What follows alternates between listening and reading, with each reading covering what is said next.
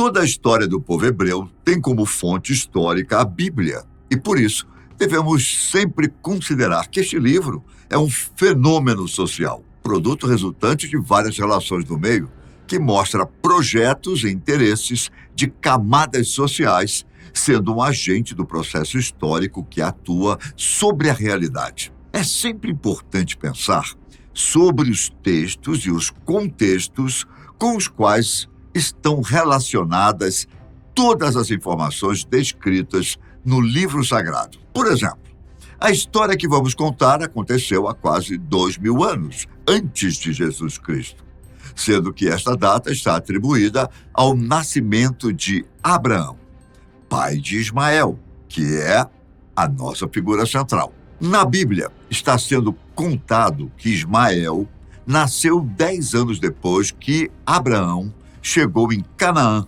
e essa chegada aconteceu quando o patriarca tinha 86 anos de idade. Já seu irmão Isaque, uma figura importante, como vamos ver mais para frente, nasceu 14 anos depois. Na Bíblia, a partir do Gênesis 15, a conversa com Deus que abre este capítulo é crucial para entendermos o porquê da decisão de Abraão nos capítulos seguintes. Já a história de Ismael começa mesmo pouco depois, em Gênesis 16. A importante conversa em Gênesis 15 é aquela em que Abraão expressa sua dor ao Senhor, quando não conseguiram conter sua decepção e, longe de ser humilde e manso, responde à afirmação de Deus que sua recompensa será extraordinariamente grande, mas com um tom de queixa ressentida. Senhor Deus, que me haverás de dar se continuo sem filhos? Na língua original, o hebraico, essa fala soa ainda pior, com uma conotação de solitário, abandonado e desamparado. De fato, Abraão esperou por muito tempo. E ele foi lembrado por muitos anos que seu destino era ser um pai grandioso, já que essa é a tradução do seu nome. Ele realmente sofre, e é por isso que repete essa queixa 2 vezes, como se quisesse ter certeza de que sua dor e decepção fossem claramente transmitidas ao Senhor. Mas, de fato, o mais surpreendente em toda essa conversa entre Deus e Abraão é que, ao invés de receber censura e repreensão por causa da sua fala, Deus o leva para fora e diz: olhe para o céu e conte as estrelas. Na nossa língua, essa pode até parecer uma frase normal, mas em hebraico ela inclui uma palavra descrita como a partícula hebraica de súplica, na. Esta partícula é tipicamente usada para marcar um discurso educado ou um pedido emocional, e normalmente são as pessoas que dizem na a Deus e não o contrário, demonstrando assim o quão cuidadosa e carinhosamente Deus fala para Abraão, mesmo depois de sua dolorosa e amarga queixa. E então Abraão ouve as seguintes palavras maravilhosas sendo faladas por Deus: aquele que será gerado por ti será o teu herdeiro. Mas naquele momento ainda existia algo que Abraão não fazia a menor ideia. Deus tinha preparado para o futuro muito mais do que ele esperava. Abraão teria 2 filhos, e seu enorme desejo de ser pai, seu amor por esses 2 filhos e a inevitável dinâmica da família que se seguiu seria responsável por moldar o curso da história da humanidade. Nesse contexto, Ismael é um personagem primeiramente mencionado no livro de Gênesis e que tempos depois também apareceu no Alcorão. Ele foi o primeiro filho de Abraão, que o teve com a serva de sua esposa, chamada Agar. Mas, para entender com profundidade o assunto, precisamos voltar um pouco mais no tempo para entender quem foi Abraão.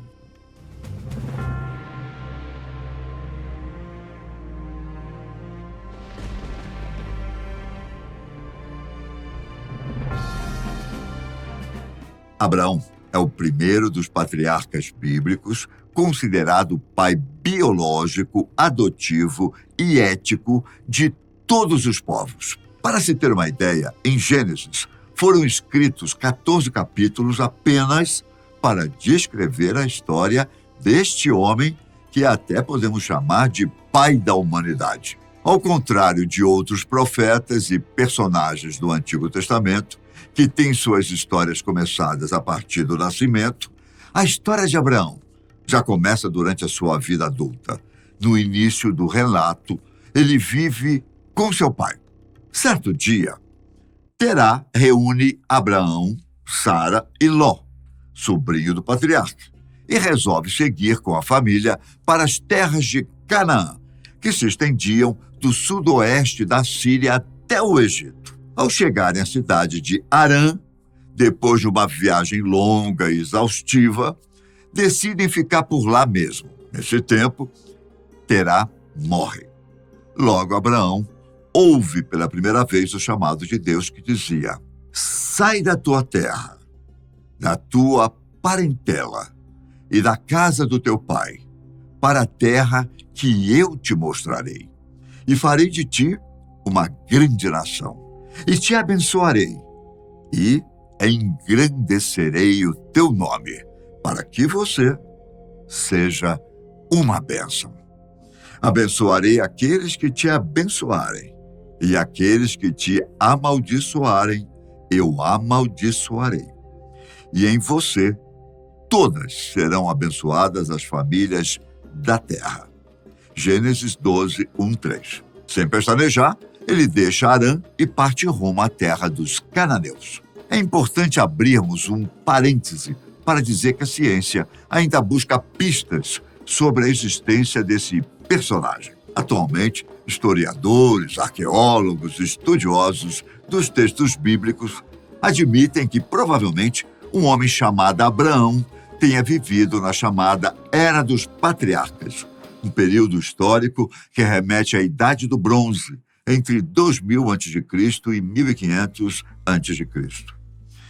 Placas de argila que foram encontradas em cidades próximas ao rio Eufrates, onde, na antiguidade, se localizava a Mesopotâmia, e hoje estão a Síria e o Iraque, indicam que os eventos da vida de Abraão, presentes no relato bíblico, podem ter realmente acontecido, mas não necessariamente protagonizados por um único homem. Contudo, nesse vídeo vamos nos ater às palavras da Bíblia. Abraão não tinha filhos, porque sua esposa Sara era estéril. Então, para realizar o grande sonho de Abraão em ser pai, ela sugere que seu marido se relacione com Agar. Agar era uma mulher forasteira. Naquela época era comum a compra e venda de pessoas. Acredita-se que ela tenha sido adquirida por Abraão quando ele estava no Egito e foi oferecida de presente para Sara como sua serva e ajudante. Isso a tornava uma escrava estrangeira. E assim, quando Agar engravidasse, Sara seria a mãe. Apesar de nascer de Agar, de acordo com a lei mesopotâmica, a criança seria considerada como filha de Sara.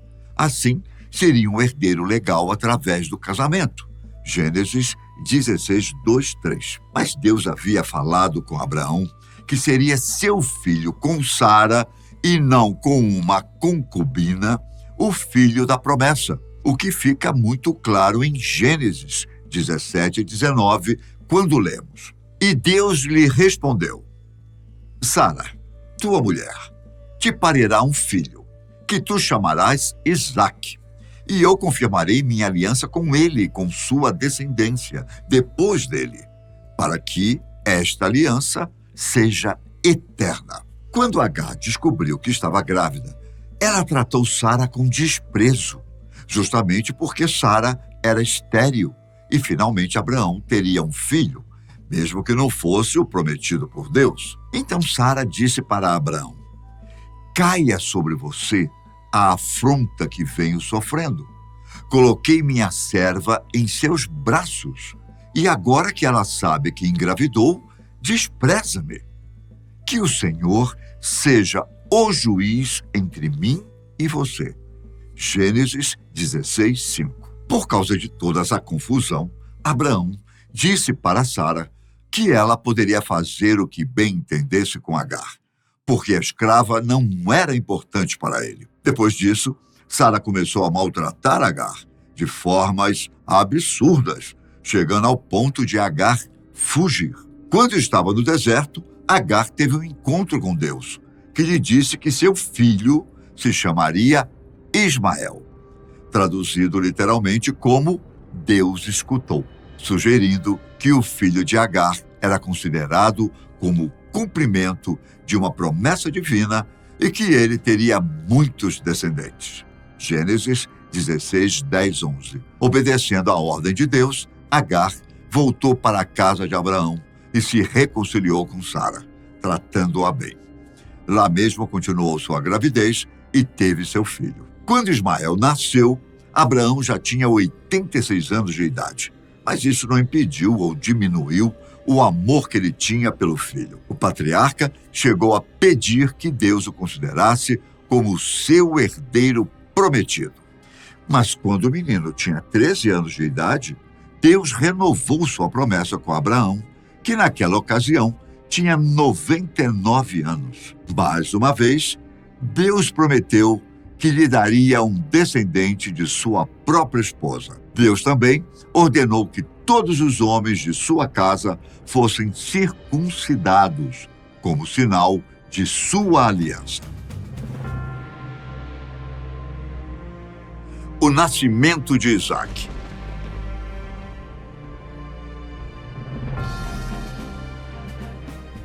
De acordo com a promessa de Deus a Abraão, quando Ismael tinha 13 anos, ele foi circuncidado, junto com seu pai e todos os outros homens da casa.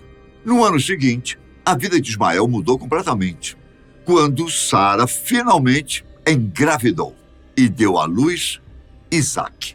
O nascimento do filho legítimo de Sara e Abraão causou uma série de problemas de relacionamento entre Sara e Agar.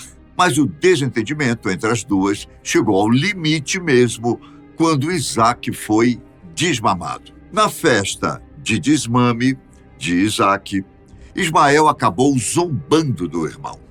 Sara ficou muito ofendida e exigiu que Abraão mandasse Agar e seu filho embora. Gênesis 21, 9 e 10. O apóstolo Paulo diz que esses eventos eram apenas um drama simbólico e mostra que os maus tratos direcionados a Isaque pelo meio-irmão egípcio, Ismael, eram uma perseguição. Assim sendo, isto pode ter sido o começo dos preditos 400 anos da aflição de Israel, que terminaram com a libertação da escravidão egípcia em 1513 a.C.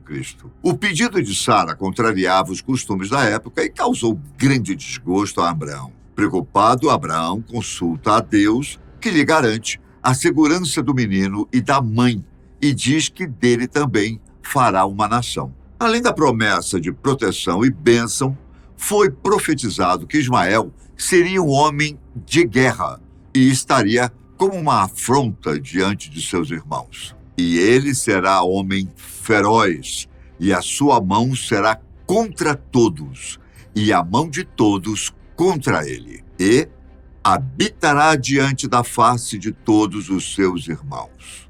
Gênesis 16, 12.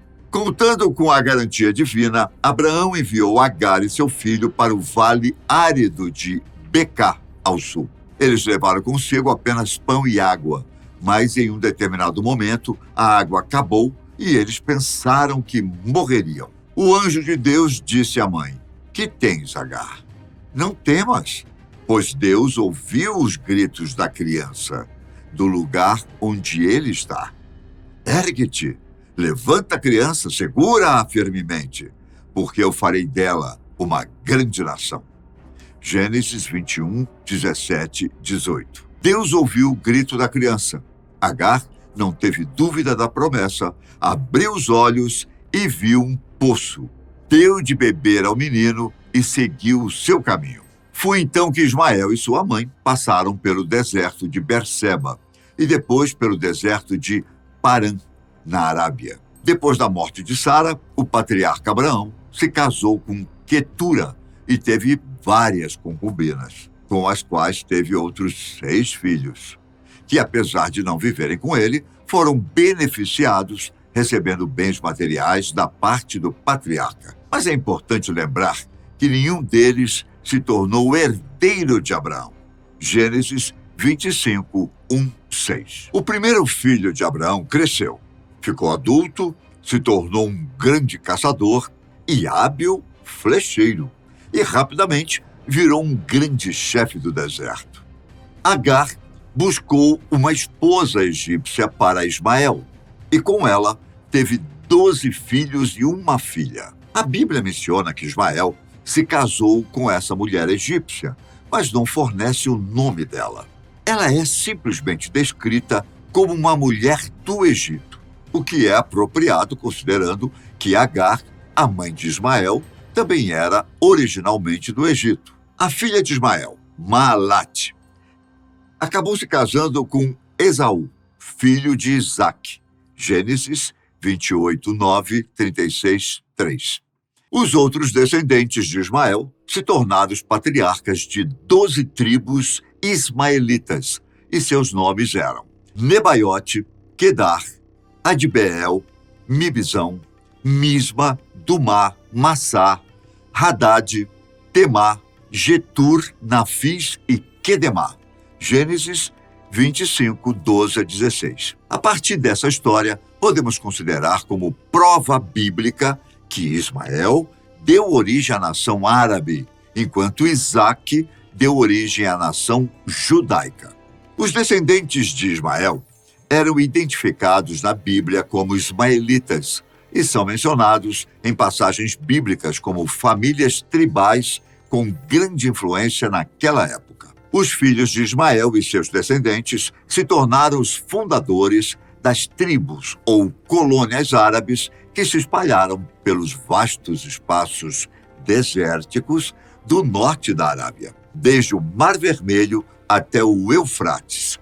Gênesis 37, 25 a 28, 39, 1. Eles se estabeleceram na região que vai de Havilá a Sur, bem perto da fronteira do Egito, na direção de Assur, e tiveram muitos conflitos com seus vizinhos, incluindo os judeus, que eram descendentes diretos de Isaque. Para Isaque, que era considerado o único herdeiro de Abraão, e para os seus descendentes, foi dado todo o território da terra prometida. Naquele mesmo dia fez o Senhor uma aliança com Abraão, dizendo: a tua descendência tenho dado esta terra, desde o rio do Egito até o grande rio Eufrates. Gênesis 15, 18, 26, 3. Atualmente, os descendentes de Isaque podem ser encontrados em vários países árabes, preservando sua herança cultural e histórica. Mas uma coisa é certa: na tradição islâmica, Ismael é frequentemente considerado o ancestral dos árabes. Assim, de acordo com esta tradição, Ismael e seu pai Abraão construíram a Caaba em Meca. E Ismael é considerado um profeta importante no Islã. Vemos que a identidade étnica e religiosa é complexa e multifacetada. E assim, muitos muçulmanos e árabes se consideram descendentes espirituais ou étnicos de Ismael. Mas essa consideração é muito mais baseada em questões de tradições religiosas e culturais do que em evidências genealógicas concretas. O reencontro de Ismael e Isaque.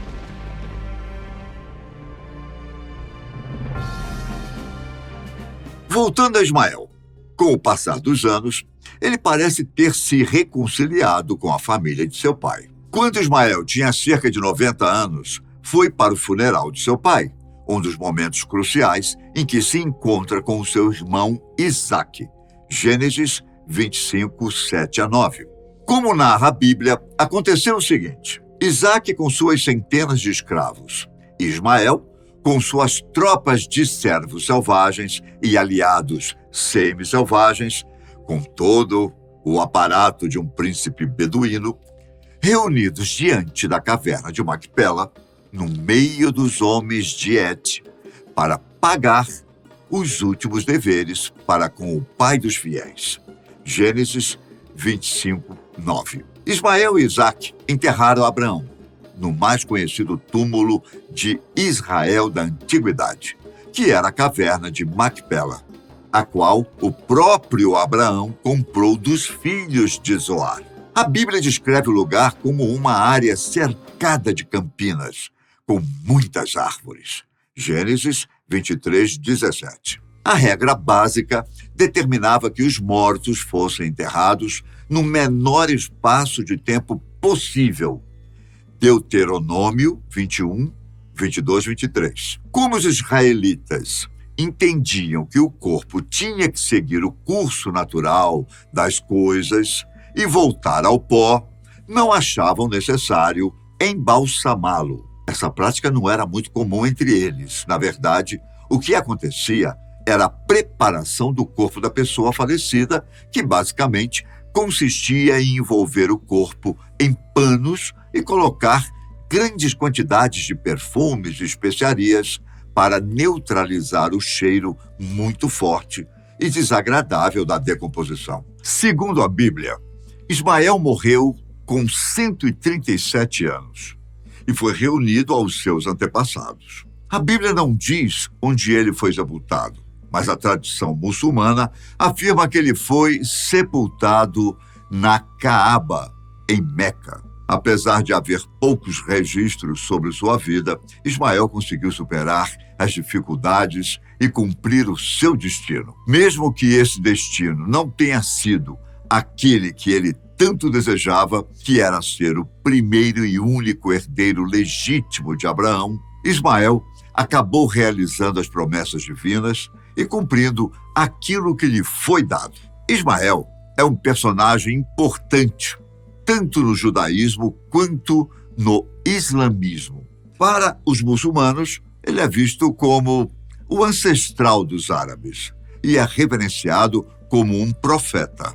Sua história na Bíblia nos ensina sobre fé, esperança e a promessa de Deus. Apesar das circunstâncias difíceis do seu nascimento e infância, Ismael se tornou o líder de uma grande nação, como Deus prometeu. Mas o mais óbvio na trajetória de Ismael é que Deus cumpre, de fato, suas promessas. Ele havia prometido a Abraão que ele seria pai de uma grande nação, com inúmeros descendentes, mesmo após Ismael ser mandado embora. Deus manteve essa promessa e a complementou, cumprindo também através de Ismael. Podemos dizer que a conclusão dessa narrativa bíblica é a de que absolutamente nada pode impedir o plano de Deus. Apesar de Ismael ter sido expulso, Deus continuou a realizar seu plano perfeito por meio da vida de Abraão. A trajetória de Ismael nos ensina que podemos ter fé, com absoluta certeza de que os planos bons e amorosos de Deus vão se cumprir, mesmo que não tenhamos capacidade de entender a caminhada que Ele desenha para nós. Os árabes e judeus.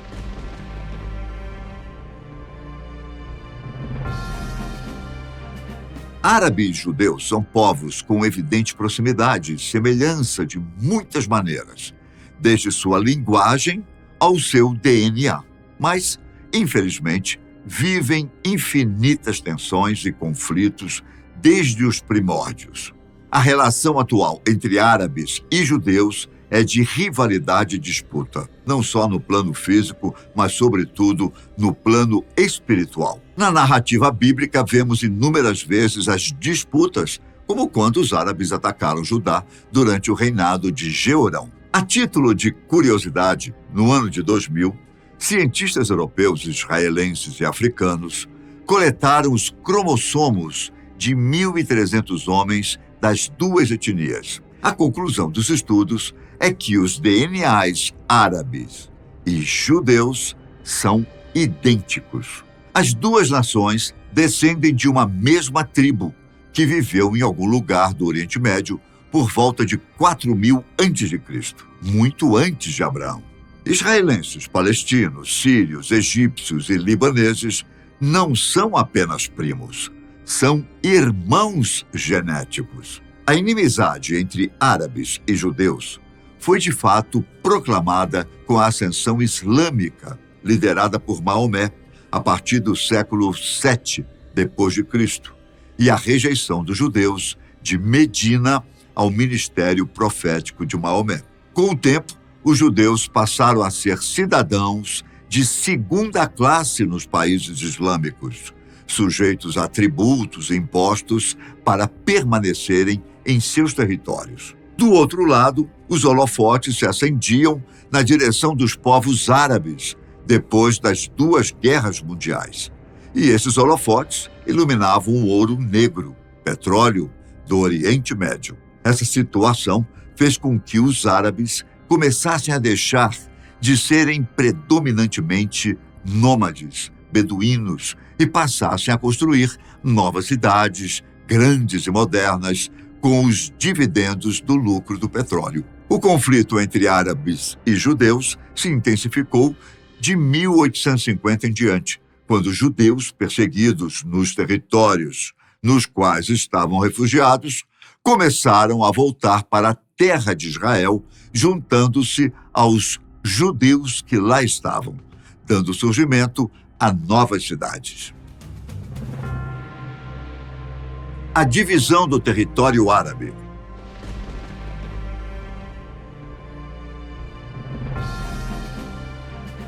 Os árabes rejeitam a divisão, receando tornarem-se uma minoria e encorajados por um crescente nacionalismo árabe no Oriente Médio. Diante da grande rejeição da Grã-Bretanha na região, o governo britânico entrega a resolução do problema às Nações Unidas, recém-criada em 1947. A ONU determina a partilha da parte ocidental da Palestina, os 25% em disputa, entre um Estado judeu e outro Estado árabe, com base na concentração das populações. Isso foi prontamente aceito pelo governo judaico provisório, apesar da grande diminuição da área prometida no fim da Primeira Guerra Mundial aos habitantes e sobreviventes do Holocausto. Em 1948, os israelenses declararam sua independência. Já os árabes, que haviam formado um Estado em 75% do território, a Jordânia, recusaram essa divisão. De lá para cá, temos acompanhado as guerras que Israel tem travado para manter sua existência como nação. Apesar de essa rivalidade ter começado milênios atrás e ser uma realidade nos dias atuais, não podemos esquecer da grande profecia de Isaías sobre a paz que haverá entre Israel, o Egito e a Assíria, atual Iraque. Naquele dia, Israel será o terceiro, com os egípcios e os assírios, uma bênção no meio da terra, porque o Senhor dos Exércitos os abençoará, dizendo: bendito seja o Egito, meu povo, e a Assíria, obra de minhas mãos, e Israel, minha herança. Isaías 19, 22 a 25.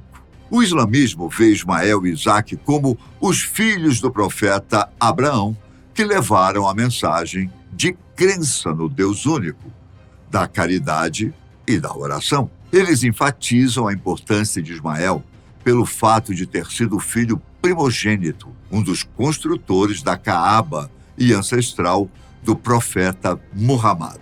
Enquanto o Alcorão enfatiza Ismael como o primogênito que se dispôs a se sacrificar a Deus, sim, para eles Ismael seria o filho sacrificado, e que construiu a Caaba, Isaque foi um servo piedoso que cultuou o mesmo Deus que seu pai e manteve uma linhagem de homens justos como seu filho, o profeta Jacó, e seu neto, o profeta José. Mesmo com essas diferenças, Ambos os profetas citados possuem uma importância fundamental para explicar o desenvolvimento da doutrina islâmica, sendo que os descendentes de Isaac tiveram sua história documentada no Alcorão, enquanto que da linhagem de Ismael surgiu o povo árabe, a tribo da qual o profeta Muhammad pertencia, e as primeiras doutrinas monoteístas que eles carregaram. Ismael segundo o Alcorão. O Alcorão não menciona os nomes das mulheres de Abraão. No entanto, os muçulmanos assumem que a primeira delas foi Sara. A história aqui é a mesma contada na Bíblia, que ela era estéril e tentou engravidar de Abraão, mas não conseguiu. E por isso ofereceu sua serva egípcia Agar em casamento, e desta união nasceu o profeta Ismael, mencionado pelo Alcorão como um homem virtuoso. Certo dia, Abraão levou Agar e seu filho Ismael, que ainda era um bebê, para o deserto, na Península Arábica, em um lugar com um clima bastante hostil. Deu para eles os mantimentos necessários para que sobrevivessem por 2 dias e partiu sem dizer para onde iria. Agar, então, perguntou ao marido se isso era uma ordem de Alá, o que ele confirmou, e por isso ela decidiu se manter paciente. Abraão foi para um lugar afastado chamado Tania, onde não poderia ser encontrado. Agar continuou cuidando do seu bebê e bebendo a água que tinha. Quando os estoques acabaram, Agar saiu para procurar comida e bebida, subiu no Monte Safa para tentar ver algo no horizonte e, como não viu nada, foi em direção ao Monte Marva, fazendo esse mesmo percurso 7 vezes. Quando Agar chegou a Marva pela última vez, ouviu uma voz que pediu para que ela ficasse quieta e que ouvisse com atenção. Agar, que já estava desesperada de sede, perguntou se tinha algo que a voz pudesse fazer para ajudar. Quando ela olhou para o horizonte, viu um anjo que tinha cavado um buraco no chão com o calcanhar, fazendo com que surgisse uma fonte de água. Ela fez uma concha com as mãos para pegar um pouco e depois encheu uma vasilha que carregava. O anjo lhe disse: "Não tenha medo de ser negligenciada, pois esta é a casa de Alá, que será construída por este menino e seu pai. E Alá nunca negligencia seu povo." Sahih al-Bukhari 3364. E foi por isso que Agar e Ismael se estabeleceram ali, junto com o povo de Jurum, que chegou naquela região pouco tempo depois dela. E Ismael cresceu nesse meio e se casou com uma das filhas dessa tribo quando chegou na idade adulta. Quando Ismael estava na adolescência, Agar morreu e Abraão voltou para encontrar o seu filho e contou para ele sobre a ordem de Alá para que fosse construída uma casa sagrada em um terreno mais elevado. Então, juntos, eles ergueram as edificações do templo. E quando o topo ficou difícil de ser alcançado, Ismael trouxe uma pedra para Abraão para que ele pudesse subir e continuar construindo. Assim, o profeta Abraão foi o responsável por colocar a pedra negra, que veio diretamente do paraíso e foi entregue pelo anjo Gabriel. Dessa forma, os profetas edificaram a Caaba, que, para o Islã, é considerada o templo mais sagrado do mundo e também é a direção para a qual os fiéis devem orar. O Alcorão conta que o profeta Abraão começou a receber visões nos seus sonhos em que ele abatia seu filho. Ao saber disso, Ismael pediu ao seu pai que fizesse o que lhe foi ordenado em sonho. Então, eles foram para o Monte Arafat, prepararam o local do abate, amarraram e vendaram o jovem. Abraão estava triste, porém determinado. Mas quando o sacrifício ia ser finalmente executado, Deus interveio, colocando um carneiro no lugar de Ismael. O Alcorão revela que Ismael viveu sua vida como um profeta.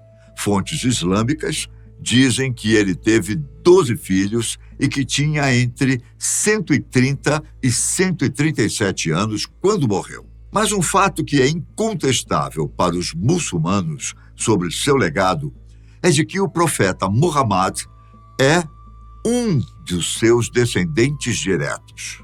Já sobre Isaac, o Alcorão conta que um certo dia, Abraão e sua esposa Sara receberam a visita de 3 homens estranhos, que logo revelaram ser anjos e que lá estavam para anunciar a destruição do perverso povo de Ló, e que também vieram conceder, a mando de Alá, a graça de Sara gerar um filho. E assim nasceu Isaac. O Alcorão não fornece muitos detalhes sobre a trajetória de Isaac, mas trechos afirmam que ele se casou com Rebeca e também teve um filho antes de Jacó, chamado Esaú.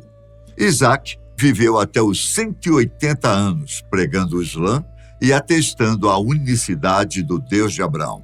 Morreu na terra de Asham e foi enterrado em uma caverna em Al-Khalil, Hebron, junto com seu pai e sua mãe. Nas histórias narradas no Alcorão e na Bíblia sobre Abraão, Ismael e Isaac, apenas a história do sacrifício possui versões diferentes entre si. O islamismo é a primeira religião abraâmica a dizer de maneira unânime que o filho amarrado para o sacrifício foi Ismael e não Isaque. Apesar do Alcorão não mencionar o nome do profeta amordaçado, Deus se refere a ele como sendo filho único e primogênito. Ambas as condições só poderiam ser aplicadas a Ismael.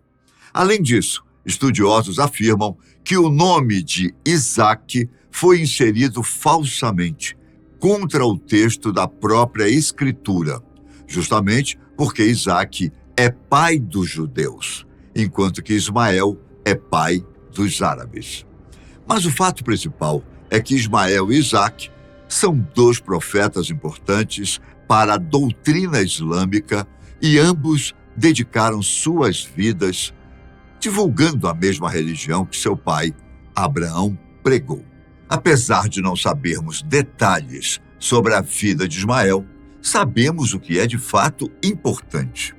Ele não foi o filho da promessa de Deus a Abraão, mas as bênçãos que foram profetizadas sobre sua vida foram cumpridas. Seus descendentes eram numerosos e muitos árabes descendem deles.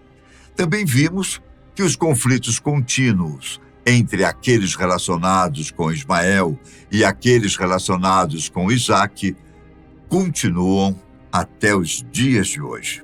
Mas ainda assim, devemos levar a graça, misericórdia e paciência de Deus que permeia a história dessa figura bíblica. Deus cumpriu sua promessa de abençoar os descendentes de Abraão através de Sara, mas ainda assim reconheceu Ismael e Agar e os abençoou também. A vida de Ismael demonstra a fidelidade de Deus ao seu povo e também serve como um exemplo de como devemos agir quando somos solicitados a ajudar a Deus a cumprir suas promessas. Também é um lembrete da diferença entre o esforço humano e os milagres de Deus. Nossa salvação não vem de nossos próprios esforços, mas sim da graça de Deus. Gálatas 4, 21 a 31, Efésios 2, 1 a 10.